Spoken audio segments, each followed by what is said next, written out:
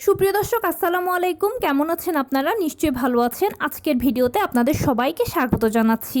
আজকে আমি আপনাদের সাথে শেয়ার করব গর্ভাবস্থায় এই 3টি খাবার খেলে আপনার গর্ভের বাচ্চার গায়ের রং ফর্সা হবেই। তাহলে চলুন জেনে নেওয়া যাক সেই খাবারগুলো কি কি। বাই দ্য ওয়ে, মূল ভিডিওতে যাওয়ার আগে একটা কথা বলি, আমি আমার চ্যানেলে pregnancy related, specially normal delivery related অনেক ইম্পর্ট্যান্ট তথ্য ভিডিও আকারে শেয়ার করে থাকি। এই তথ্যগুলো আমার পার্সোনাল এক্সপিরিয়েন্স ও আমার ডক্টরের সাজেশন থেকে নেওয়া। তাই আমার চ্যানেলটিকে যদি একবার আপনারা ভিজিট করেন তাহলে আপনারা আপনাদের প্রশ্নাতীত মনের অনেক প্রশ্নের উত্তর পেয়ে যেতে পারেন। এবারে চলুন মূল আলোচনায় যাওয়া যাক। আমি শুরুতেই বলেছি আলোচনা করব গর্ভাবস্থায় এই 3টি খাবার খেলে বাচ্চার গায়ের রং ফর্সা হবেই। দেখুন, আমরা সবাই জানি যে একটি সন্তান সে পুত্র হবে না কন্যা হবে সেটা ডিপেন্ড করে বাবার ওপরে। কেননা পুরুষরা XY ক্রোমোজোম ধারণ করে আর মহিলারা XX। তাই স্বাভাবিকভাবে যখন X আর X এর নিষেক হয় তখন সন্তান হয় কন্যা, আর যখন X আর Y এর মিলন হয় তখন সন্তান হয় পুত্র। তাই পুত্র না কন্যা হবে সেটা ডিপেন্ড করছে বাবার উপরে। ঠিক তেমনিভাবে বেসিক্যালি বা নর্মালি সন্তান ফর্সা হবে না কালো হবে সেটা ডিপেন্ড করে মায়ের ওপরে। মায়ের যে গায়ের রং বেসিক্যালি সন্তানরা সেই গায়ের রং পায়, কিন্তু ভিন্নতাও আছে। বাবার গায়ের রঙও পায়, এছাড়া দাদা দাদি, নানা নানি, চাচা চাচি, ফুপা ফুপু, খালা খালু ইত্যাদি পরিবারের যে কোনো বিভিন্ন জনের গায়ের রং সন্তানরা পেতে পারে। এটা জিনগত কারণে হয়। এখন আমরা আমাদের স্বভাবজাত প্রবৃত্তি হিসেবে সবসময় দুটো জিনিস একটু বেশি কামনা করি, সেটা হচ্ছে পুত্র সন্তান এবং ফর্সা সন্তান।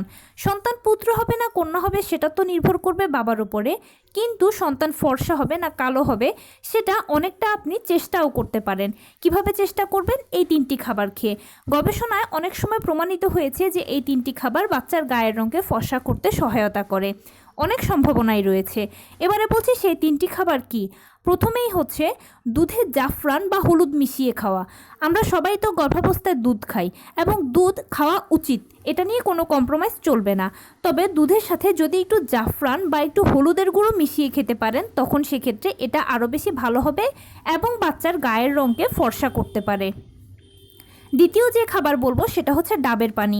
গর্ভাবস্থায় বেশি বেশি করে ডাবের পানি খাওয়ার চেষ্টা করবেন, কেননা ডাবের পানিতে রয়েছে পটাশিয়াম, যেটা স্কিনকে ভালো করতে সহায়তা করে।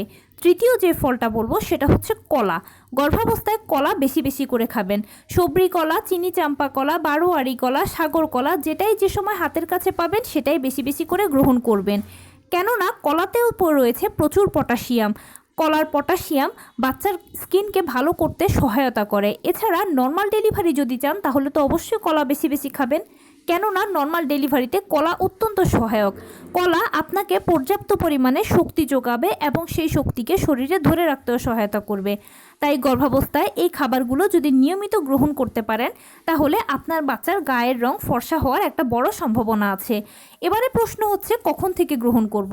আপনি যখন থেকে এই ভিডিওটা দেখছেন তখন থেকেই গ্রহণ করুন, সেটা ফার্স্ট ট্রাইমেস্টারে হোক বা সেকেন্ড ট্রাইমেস্টারে হোক বা থার্ড ট্রাইমেস্টারে হোক। আপনি নিয়মিত গ্রহণ করলে বাচ্চার গায়ের রং ফর্সা হওয়ার একটা সম্ভাবনা থাকতে পারে। কিন্তু আমি পার্সোনালি একটা কথা বলবো যে সন্তান পুত্র হচ্ছে না কন্যা হচ্ছে, ফর্সা হচ্ছে না কালো হচ্ছে, সেটা নিয়ে আমাদের মোটেও চিন্তা করা উচিত নয়। মা বাবা হিসেবে আপনাদের অবশ্যই কামনা হওয়া উচিত বা প্রত্যাশা থাকা উচিত আপনার সন্তান যেন সুস্থ সবলভাবে পৃথিবীতে আসে, কেননা মহান আল্লাহ তাআলা আপনাদেরকে মা বাবা হওয়া তৌফিক দান করেছেন। এরকম অনেক দম্পতি আছে যারা হাজার চেষ্টা করেও এখনও মা বাবা হওয়ার ক্ষমতা অর্জন করতে পারেনি। তারা পারেনি, কিন্তু আপনারা পারছেন বা আপনারা পেরেছেন। সেই জন্য আপনাদের উপরওয়ালার কাছে শুকরিয়া আদায় করা উচিত এবং তিনি আপনাদেরকে পুত্র দান করুক বা কন্যা সন্তান দান করুক, ফর্সা বা কালো যেরকমই দান করুক না কেন, সেই সন্তান যেন সুস্থভাবে সুন্দরভাবে আপনার কোলে আসে, আপনাদের কাছে আসে, সেটাই সবসময় আপনাদের কামনা হওয়া উচিত। তো এই ছিল আজকের ভিডিও। কেমন লাগলো বলুন। যদি ভালো লেগে থাকে তাহলে প্লিজ লাইক কমেন্ট শেয়ার করতে একদম ভুলবেন না, আর সেই সাথে আমার চ্যানেলটিকে সাবস্ক্রাইব করার বিনীত অনুরোধ রইল। পাশে থাকা বেল আইকনটি ক্লিক করে দেবেন যেন আমি ভিডিও আপলোড করার সাথে সাথে আপনারা নোটিফিকেশান পেয়ে যান। এছাড়াও আপনাদের যদি কোনো প্রশ্ন থাকে বা আপনাদের যদি কোনো সাজেশান থাকে যে কিসের উপরে ভিডিও বানালে আপনাদের সুবিধা হবে, আপনারা উপকৃত হবেন, সেটাও আমাকে চাইলে জানাতে পারেন। আমি অবশ্যই আপনাদের পছন্দের প্রায়োরিটি দেব। ভালো থাকবেন, সুস্থ থাকবেন। আসসালামু আলাইকুম।